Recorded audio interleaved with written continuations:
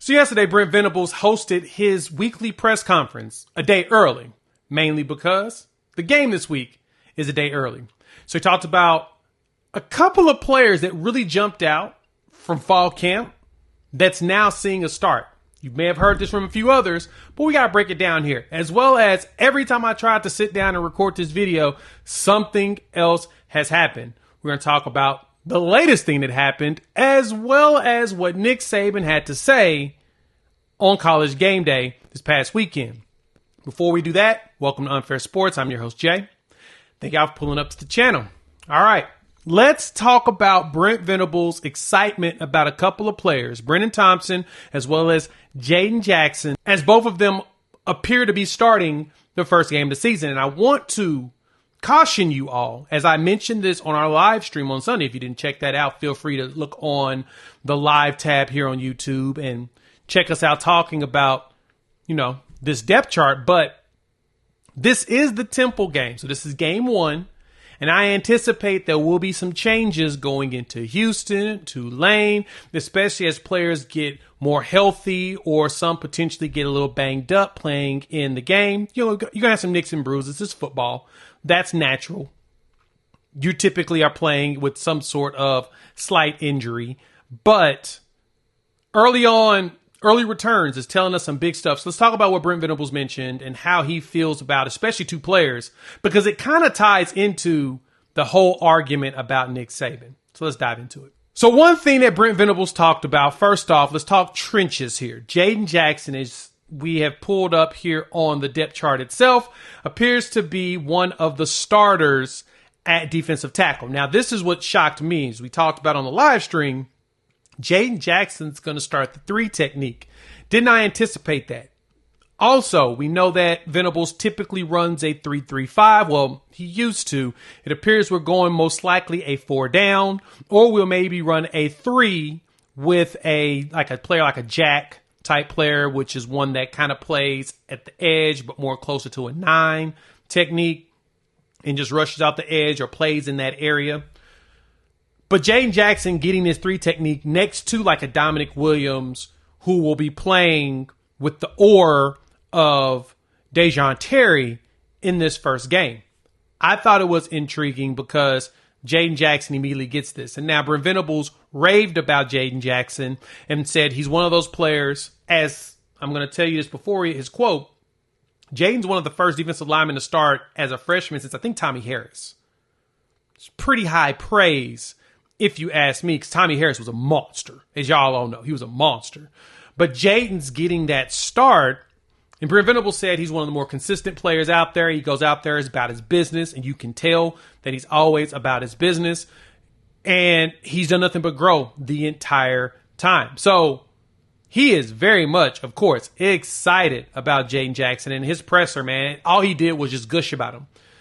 And Jadon comes in when the most recent official roster drop. Jadon's now up. He's 6'2", 312, right? That puts him right there with Dominic, who's 6'1", 6'2", 312 as well. Dejon's 330 at 6'3", but he's up there in the size, the thing that y'all have been wanting. And the thing we've been looking for is having multiple dudes that can rotate at the defensive line in that 300-pound mark to match to this SEC, because what we keep being told is you go against SEC teams, the one problem for Oklahoma is their trenches in comparison to Texas. Now, we all know that was Nick Saban who said that right before the Florida State-Georgia Tech game. He said that Sarkisian has built Texas to be SEC ready. Oklahoma is not there yet. They're a little bit small in the trenches. So, of course, I ran the numbers. And when I went and looked at it, we have, just in our starters here, we've got 6 dudes at least 290 pounds. And majority of them from Ashton Champ Sanders, Dejon Terry, Dominic Williams, Sears, Stone, as well as Jackson are 295 and up. They're roughly a Uncrustable or 2 away from being 300 pounds. Right. So Saban believes that we're not there yet because we don't have the trench work and size, and in all actuality, we actually do have it. It's literally right there. Like I'm looking at it here on the screen. I'm showing y'all we have the bodies to do it. So I don't know where he gets this from, but it's everybody's got Texas bias. I'm gonna let them have it.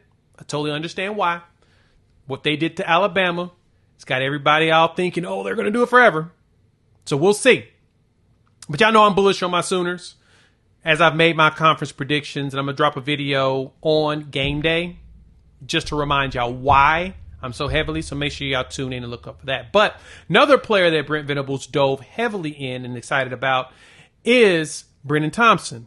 Brennan will be the starting wide receiver as an or with Nick Anderson. Now, we all know Nick's a little banged up from, fall camp. I think he was dealing with a little hammy thing, but I actually dealt with that a little bit last year, if I'm correct as well. But we're playing Temple, so I don't anticipate seeing much Nick. He'll play, but not a lot.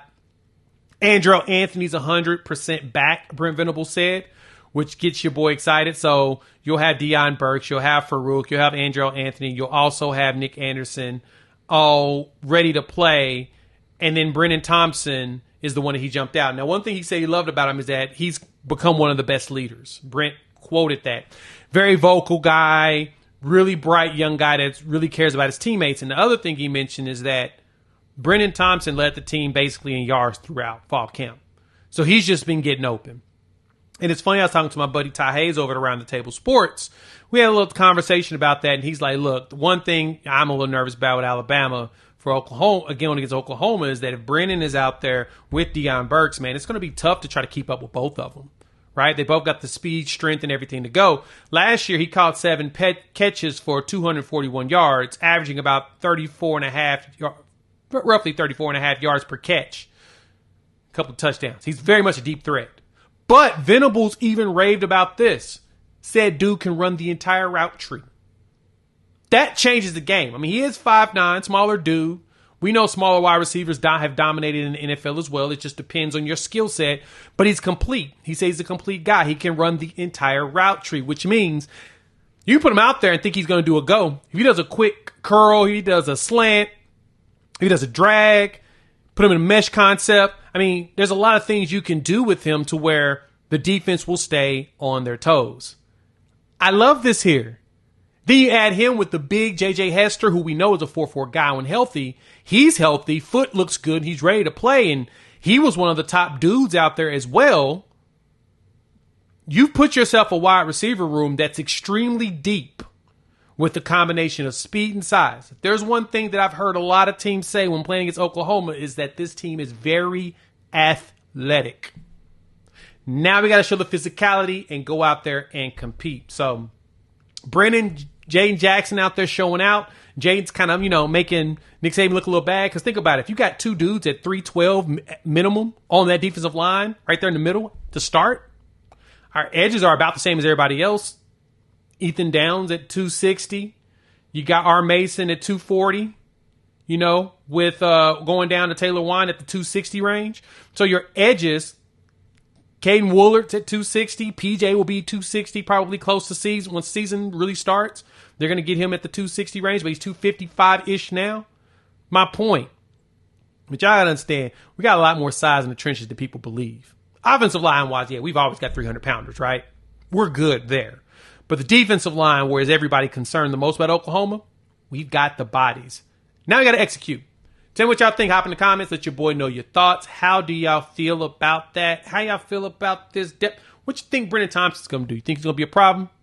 Think it's going to be a struggle for a lot of teams? Me personally, I think he's going to be a big time player for us this year and a major contributor. You made this far like the content. Go ahead, hit that like button. If you're new to the channel, subscribe. We would love for you to join this family, right? Talking OU football, SEC, college football in general, and we're having a blast doing it. Live show tomorrow. We'll have more content coming down the line. Check out Coop's latest interview with Sean Hutton's mom. Mama Hutton was fantastic. And yeah, it gives you goosebumps listening to these parents talk about these players. So we've got that inside the Sooner Family playlist. Check that out. And yeah, we'll chop it up soon. Peace.